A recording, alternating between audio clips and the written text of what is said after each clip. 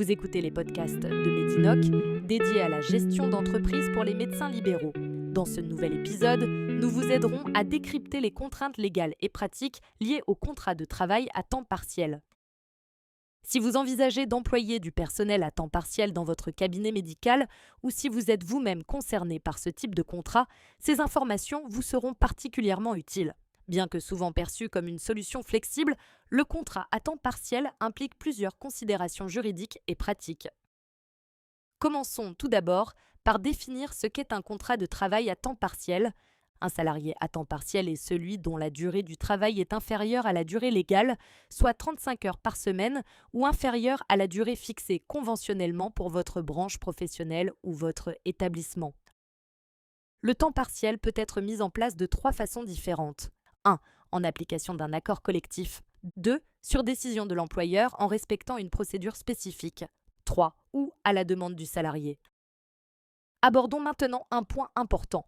Quelle est la durée minimale d'un contrat à temps partiel ? C'est votre convention collective ou l'accord de branche étendu qui fixe ces dispositions.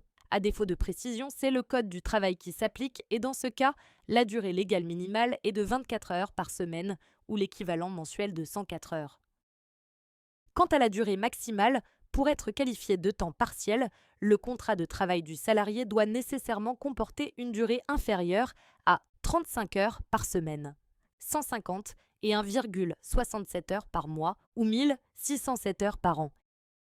Il est essentiel de noter que même avec des heures complémentaires, la durée du travail ne peut jamais atteindre un temps plein. Si c'était le cas, le salarié pourrait saisir le conseil de prud'homme pour obtenir la requalification de son contrat en contrat à temps complet. Donc attention à vos calculs. La durée du travail à temps partiel peut également s'apprécier sur l'année dans le cadre d'une réduction du temps de travail en raison des besoins de la vie personnelle ou dans le cadre d'un temps partiel aménagé. Ce peut être pour par exemple un congé parental d'éducation, un congé pour création ou reprise d'entreprise ou participation à la direction d'une jeune entreprise innovante ou d'une période d'activité à temps partiel dans le cadre d'un congé d'enseignement ou de recherche relevant de dispositions spécifiques du Code du travail. Avec l'accord de l'employeur, un congé de solidarité familiale ou un congé de proche aidant peut également être transformé en période d'activité à temps partiel. Dans ce dernier cas, la période de référence peut excéder 1 an et être portée jusqu'à 3 ans si un accord de branche l'autorise. Pour sécuriser votre relation contractuelle, retenez que le contrat à temps partiel doit obligatoirement être écrit et contenir certaines mentions spécifiques. 1.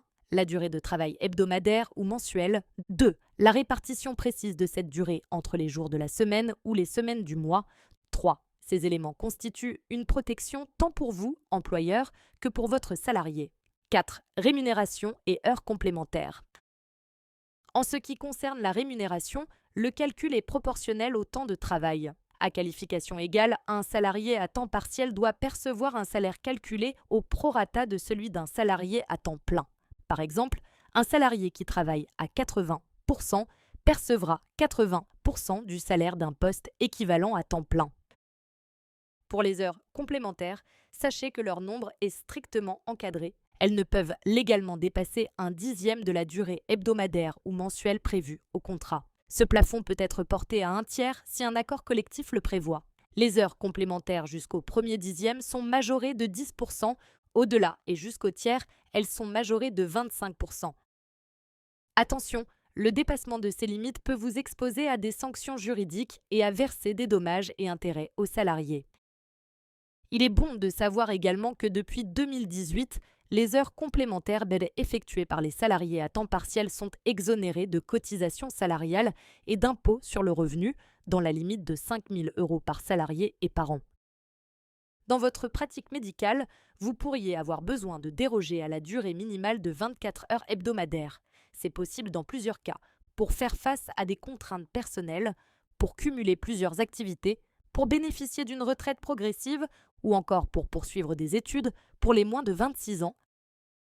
Attention, c'est essentiel, la demande doit être faite par écrit et motivée par le salarié. Prenons un exemple pratique. Un secrétaire médical souhaitant réduire son temps de travail pour mieux équilibrer sa vie professionnelle et personnelle opte pour un contrat à 80% de son temps. Cela correspond à environ 28 heures de travail hebdomadaire, soit 121,33 heures par mois. Cette réduction lui permet de concilier son activité professionnelle avec des engagements personnels ou d'autres projets tout en respectant la législation en vigueur. Par ailleurs, le seuil minimal de 24 heures n'a pas à être respecté dans les cas suivants. 1. Les CDD de 7 jours maximum. 2. Les CDD pour remplacement d'un salarié absent.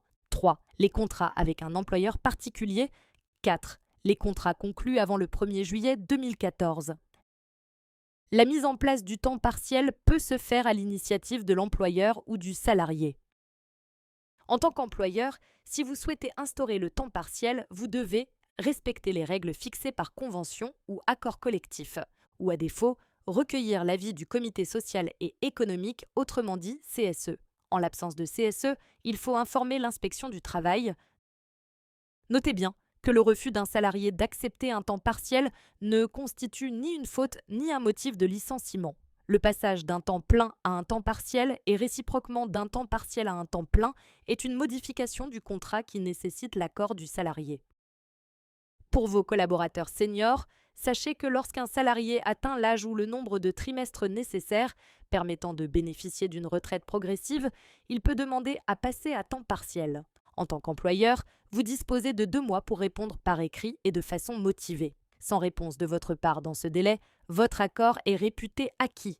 Vous ne pouvez refuser que si la demande est incompatible avec l'activité économique de votre cabinet. Pour synthétiser tout ce qui a été vu, on retiendra notamment 1. Que le contrat de travail à temps partiel doit être obligatoirement écrit avec mention précise de la durée et des horaires. 2. Que la durée minimale est fixée à 24 heures hebdomadaires avec des dérogations possibles. 3. Que les heures complémentaires sont limitées à 1/10 de la durée contractuelle ou 1/3 avec un accord collectif et doivent être majorées. 4. Que l'égalité de traitement entre salariés à temps partiel et à temps plein doit être respectée, notamment en termes de formation et de congés. Et enfin 5. Que la modification des horaires doit respecter un délai de prévenance de 7 jours, sauf disposition particulière dans l'accord collectif. Merci de nous avoir suivis. Vous savez maintenant presque tout sur les contraintes liées au contrat de travail à temps partiel si vous deviez y avoir recours. Nous espérons que ces quelques conseils pratiques vous seront utiles. Retrouvez l'ensemble de nos outils sur notre site internet medinoc.org.